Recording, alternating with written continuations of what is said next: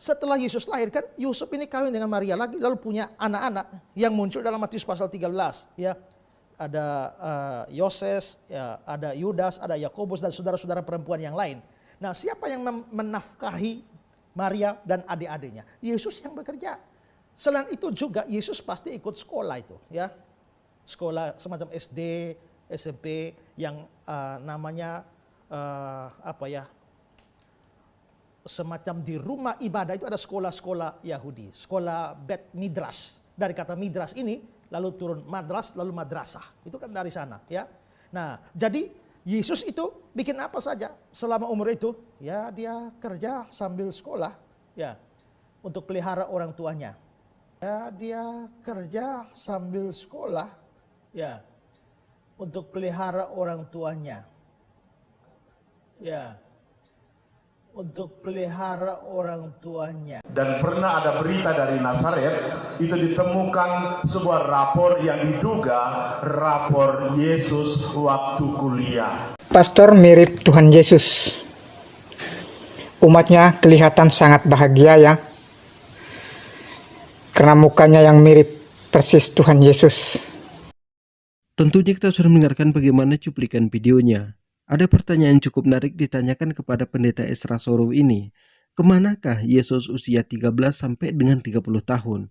Pendeta Ezra Soru memberikan penjelasan kepada jemaatnya bahwa Yesus ini sekolah SD, SMP, SMA, bahkan sarjana.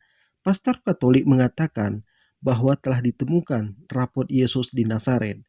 Mereka mengatakan bahwa Tuhannya sekolah. Bukankah manusia ini diciptakan oleh Tuhan? Kenapa Tuhan ini harus belajar sama manusia? Semua yang ada di langit dan di bumi itu diciptakan oleh Tuhan. Yang ada pada tubuh kita, mulai dari organ sampai dengan isi kepala kita, itu diciptakan oleh Tuhan. Tuhan menciptakan isi kepala kita agar kita bisa berpikir. Tapi di sini sebaliknya, Tuhan yang menciptakan manusia, tapi Tuhan belajar sama manusia. Jadi kepada teman-teman di sini, jangan kemana-mana dulu, karena kita akan mendengarkan bagaimana penjelasan pendeta Ezra Soru selanjutnya. Anand Krishna mengatakan bahwa Yesus merantau ke India. Ya. Lalu Nicholas Notovix dalam bukunya The Lost Years of Jesus mengatakan bahwa ada data di perpustakaan Himalaya bahwa Yesus pernah di suatu biara para biksu di pegunungan, lereng pegunungan Himalaya. Itu ada data bahwa seorang bernama Yesus itu pernah berkunjung ke sana. Ya. Nah, tapi saudara-saudara, tidak ada data yang cukup akurat soal hal itu ya. Saya juga sudah menulis buku yang sama, judulnya yang sama, The Lost Years of Jesus, untuk membantah pandangan dari Nicholas Notovix itu. Kita tahan sejenak. Jadi ada pendeta yang mengatakan bahwa Yesus ini pernah ke India. Itu dibantah oleh pendeta Ezra Soru. Ada yang mengatakan bahwa Yesus ini pernah ke Himalaya. Itu dibantah oleh pendeta Ezra Soru. Bagi pendeta Ezra Soru, datanya tidak cukup akurat. Lalu kemanakah Yesus ini usia 13 sampai dengan 30 tahun? Kenapa tidak ditulis di dalam Alkitab? Di sini katanya pendeta Ezra Soru sudah menemukan rekam jejaknya. Kemanakah Yesus ini usia 13 sampai dengan 30 tahun? Dan pendeta Ezra Soru juga sudah membuat buku untuk membantah penjelasan pendeta bahwa Yesus pernah ke India, bahwa Yesus pernah ke Himalaya. Di sini juga kita penasaran seperti apa bantahan dari pendeta Ezra Soru ini. Jadi kepada teman-teman di sini jangan kemana-mana dulu, silahkan nonton sampai selesai agar kita tidak gagal paham.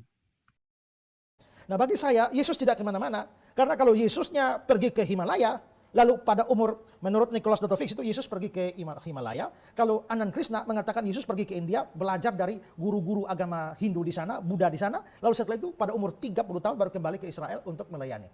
Kalau itu benar, menurut saya Yesus tidak akan terkenal sebagai Jesus of Nazareth. Mestinya adalah Jesus of Himalaya atau Jesus of Hindustan. Mestinya begitu. Tapi ini Jesus of Nazareth. Lalu kalau kita baca Alkitab di mana Yesus kembali ke kampung halamannya, dia pergi ke rumah ibadah seperti yang biasa dilakukannya. Juga saudara, kalau waktu Yesus kembali ke kampung halamannya, Matius mengatakan bahwa orang-orang sekampungnya tidak percaya dia. Lalu mereka bilang, bukankah ia ini anak tukang kayu? Kalau dia anak tukang kayu, berarti yang tukang kayu bapaknya. Tapi versi Markus mengatakan bahwa bukankah dia ini tukang kayu? Berarti yang tukang kayu Yesus. Maka kesimpulannya adalah bahwa Yesus itu tidak pergi kemana-mana. Dia tetap tinggal di Nazaret. Lalu kerja apa? Sebagai tukang kayu. Kenapa dia kerja sebagai tukang kayu? Kemungkinan papanya Yusuf mati muda. Kita tahan sejenak. Pendeta Esra Soru mengatakan bahwa Tuhannya bekerja sebagai tukang kayu. Ini kan sama sekali nggak masuk akal kalau Tuhan mereka ini bekerja sebagai tukang kayu. Bukankah langit dan bumi beserta isinya diciptakan oleh Tuhan? Tapi di sini Tuhannya bekerja sama manusia, ngambil ongkosan sama manusia. Kalau dia bekerja sama manusia, setiap bekerja baru diberikan upahnya. Di sini Tuhan digaji oleh manusia. Ini kan sama sekali nggak masuk akal. Kita dengarkan selanjutnya. Nah, siapa yang menafkahi Maria dan adik-adiknya? Yesus yang bekerja. Selain itu juga Yesus pasti ikut sekolah itu, ya. Sekolah semacam SD, SMP yang namanya semacam di rumah ibadah itu ada sekolah-sekolah Yahudi, sekolah Bet Midras. Dari kata Midras ini lalu turun madras lalu madrasah. Itu kan dari sana, ya. Nah, jadi Yesus itu bikin apa saja selama umur itu? Ya, dia kerja sambil sekolah, ya, untuk pelihara orang tuanya. Makanya ketika dia disalib, dia merasa bertanggung jawab kepada mamanya. Sebelum dia mati naik ke surga, dia panggil Yohanes, "Hai ibu, inilah anakmu, hai anak, inilah ibumu." Maka dia titip Maria kepada Yohanes. Nah, pertanyaannya, kenapa kok Alkitab tidak cerita? Karena itu tidak penting untuk keselamatan kita. Kita sudah mendengarkan bagaimana penjelasan inti dari Pendeta Esra Soru. Kenapa kehidupan Yesus tidak dicatat di dalam Alkitab mulai dari 13 sampai dengan 30 tahun? Karena bagi Pendeta Esra Soru itu tidak penting karena tidak ada penebusan.